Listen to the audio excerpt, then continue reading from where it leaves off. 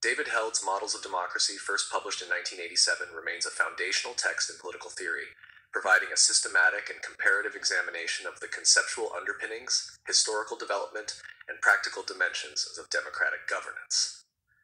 Held's work is particularly noted for its analytical rigor, historical breadth, and engagement with the normative and empirical dimensions of democracy. The book addresses a central question in political science. What is democracy? How has it evolved? And how might it be effectively understood and practiced in modern societies? 1. The purpose and scope of the work. Held's aim is to provide a comprehensive framework for understanding democracy, not as a single monolithic entity, but as a set of evolving models that reflect changing historical, social, and economic contexts. He emphasizes that democracy is both a normative ideal and a practical system of governance, meaning it embodies moral and ethical principles while also requiring workable institutions and procedures. The book situates democratic theory at the intersection of philosophy, history, and political science, making it relevant for scholars, policymakers, and students alike. Held distinguishes his approach by combining the historical and theoretical analysis of democratic models with a focus on the structural and institutional mechanisms that facilitate or constrain democratic practice. He seeks to clarify both the meaning of democracy and the ways it has been interpreted in different historical epochs. 2. Historical context and development of democracy. Held traces the historical roots of democratic thought from classical antiquity to the modern era. He begins with the Athenian model of democracy, highlighting its direct participatory nature, limited scope, and exclusionary practices, such as the disenfranchisement of women, slaves, and non-citizens. The classical model serves as a normative benchmark, emphasizing civic engagement, deliberation, and collective decision-making. From Athens, Held moves to the Roman and medieval periods, exploring how republican and civic traditions influenced later European political thought.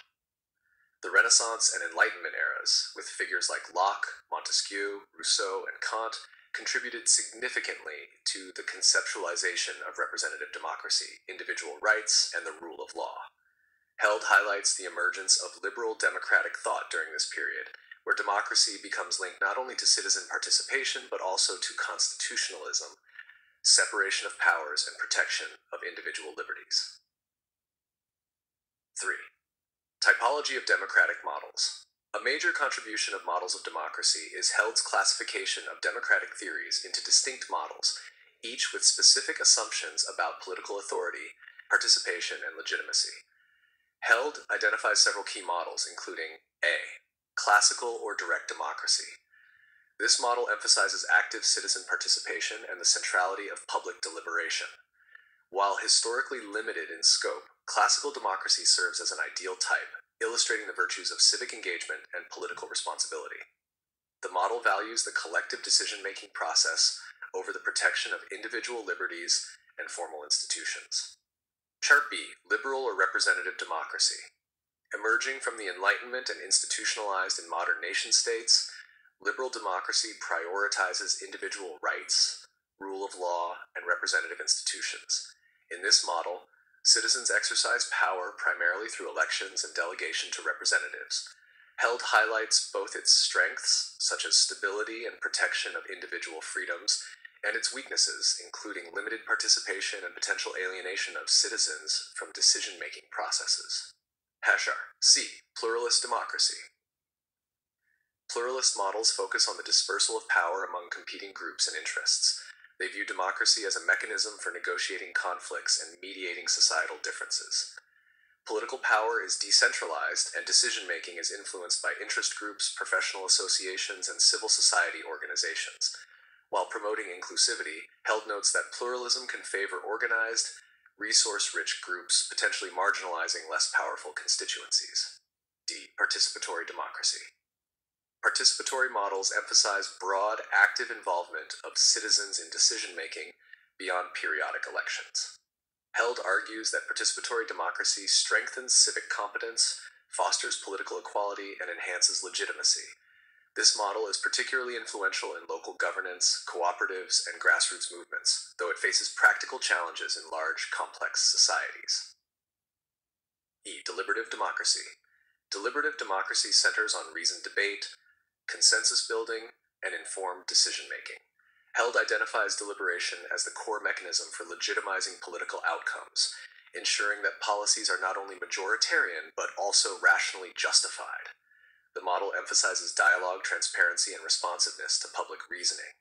Held considers deliberative democracy as an aspirational ideal, highlighting its normative appeal while acknowledging practical limitations in modern mass societies.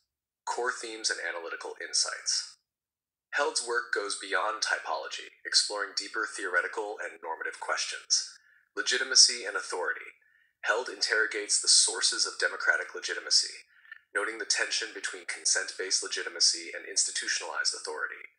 He examines how democratic institutions derive authority both from formal procedures and from the active engagement of citizens.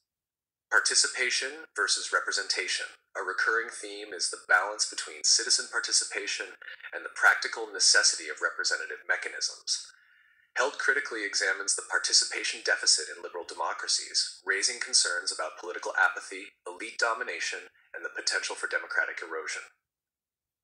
Equality and justice. Held emphasizes the normative dimensions of democracy, particularly political equality and social justice. He argues that genuine democracy requires not only procedural fairness, but also equitable access to resources, education, and information, which empower citizens to participate meaningfully. Global and transnational dimensions. Ahead of his time, Held considers the implications of globalization and transnational governance for democratic theory. He questions how democratic principles can be upheld in an interconnected world where decision-making increasingly transcends national boundaries. 5. Methodological approach. Held combines conceptual analysis with historical and comparative methodology. By juxtaposing different models, he highlights both the diversity and evolution of democratic thought. His work is interdisciplinary, drawing on philosophy, political theory, sociology, and history. This methodological pluralism allows Held to identify enduring principles while acknowledging contextual variations. 6. Critiques and limitations. While models of democracy is widely respected, it is not without critiques. Eurocentrism. Some scholars note that Held's analysis is primarily Western-centric, focusing on European and North American experiences, with limited engagement with non-Western democratic traditions. Practical implementation.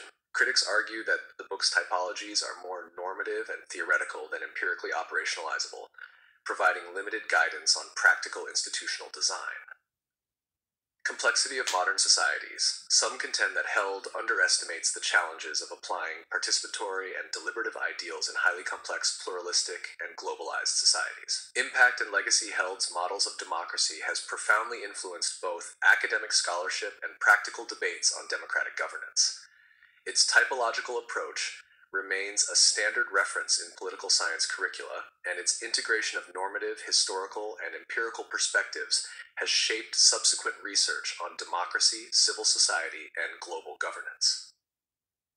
The book has inspired further exploration into deliberative democracy, participatory governance, and the challenges posed by globalization to democratic legitimacy.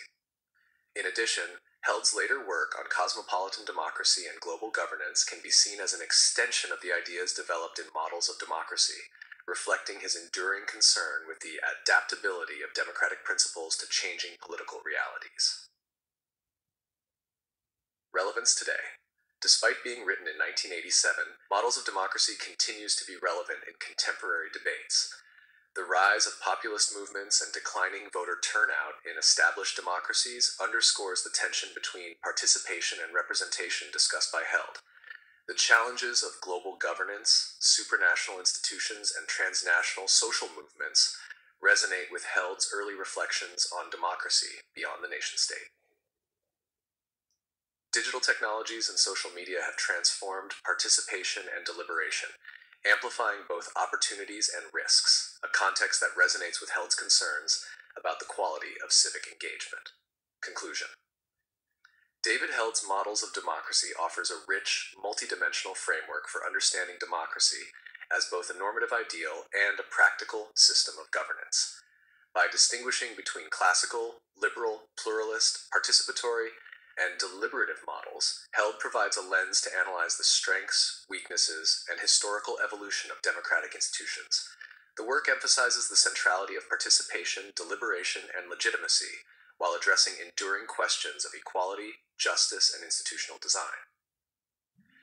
Despite its theoretical orientation and some limitations, Held's book remains a cornerstone of democratic theory, providing valuable insights for scholars, students, and practitioners seeking to understand, critique, and enhance democratic governance in the modern world.